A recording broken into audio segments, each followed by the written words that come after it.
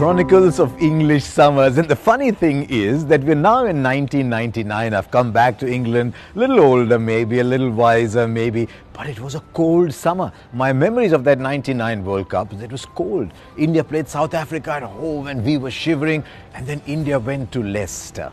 And then we woke up to the news that Tendulkar had left the Indian team because his father had passed away. There was a pall of gloom everywhere, and it was in that environment that the match was played. It was a close match, by the way. India should have beaten Zimbabwe, but we're standing by the boundary. We didn't have commentary positions. We didn't have hosting positions. Standing by the boundary with my friend who helped me a lot in my early years, R. Mohan.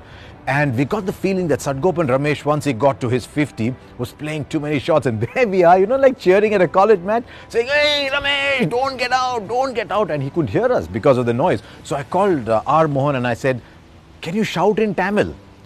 And Mohan started shouting in Tamil, and Mohan's a few years older than I am. But the message didn't get to Ramesh. He got out. India came very close. Olonga got 3 wickets in 4 balls. And India lost a game that they should have won, but there was no Tendulkar. But there was in Bristol. We get to Bristol. It's India versus Kenya. And Tendulkar arrived. He was wearing dark glasses, really thick dark glasses. And I've never seen such an atmosphere of gloom around Tendulkar. I already knew him for many years there. I went up to offer my condolences. There was just a funereal air around the Indian team throughout that, well, up to that point on the 99 World Cup. And I went up to Tendulkar and I said, "Look, do you want to say something about why you're back?" He said, "Should I?" I said, "Yes, I think so."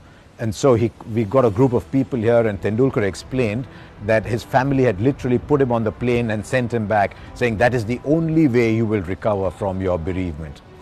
And the next day, cold again in Bristol, Rahul Dravid gets a century, but it doesn't matter because Tendulkar got 100 and didn't celebrate. He looked up and we all were unsure whether to grieve with him or celebrate with him, but it was among all of Tendulkar's hundreds the most poignant of them all. And then India had to beat England to qualify. We are in Birmingham. It's always cold in Birmingham, and it rained. India made about 240 or thereabouts, 73 for 3.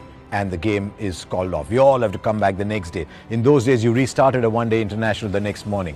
We were up on the terrace at Birmingham, nothing to stop the breeze coming in. I promise you, and I'm not joking, I wore 6 pieces of clothing. Absolutely, 6 pieces of clothing with a cap, and I'm like this, and as soon as the cameraman says, "Ready," I'm like this. And after a while, with the wind blowing, my cap blew off. Luckily, it blew off while it was on the expert.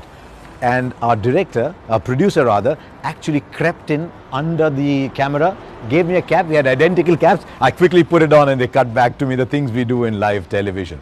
But what was even funnier was, because it was so cold, it was freezing, absolutely. I couldn't pinch myself because I had no feeling left. A little drop started to form on the tip of my nose. And on live television, you can't do that. I'm doing it now. But it wouldn't fall. And then as the breeze came, it was like one of Sarojini Naidu's raindrops that she talked about in the poems. It started swaying about in my nose like that. It was so funny. But we had to get by because it's live television. I remember going back to my hotel room, one by one, I just dropped pieces of clothing and I thawed. I literally thawed in the shower. As it turned out, India qualified, went through to the Super 6. Didn't quite work out in the Super 6 thereafter, and we came back. My final memory of that 99 World Cup was waiting around as the final is about to start, and Sunil Gavaskar for some reason couldn't make it back to the commentary box in time with an Australian producer. He said, "You." I went there, they got a couple of wickets. I come back for my second stint, a couple of wickets, and he just pulled me aside and said, "When it comes to Australia's turn, you're not batting." As it turned out, they only batted 20 overs. But it was memorable. It was the making of me in many ways, traveling around England for the World Cup. But my memories are Tendulkar and that drop.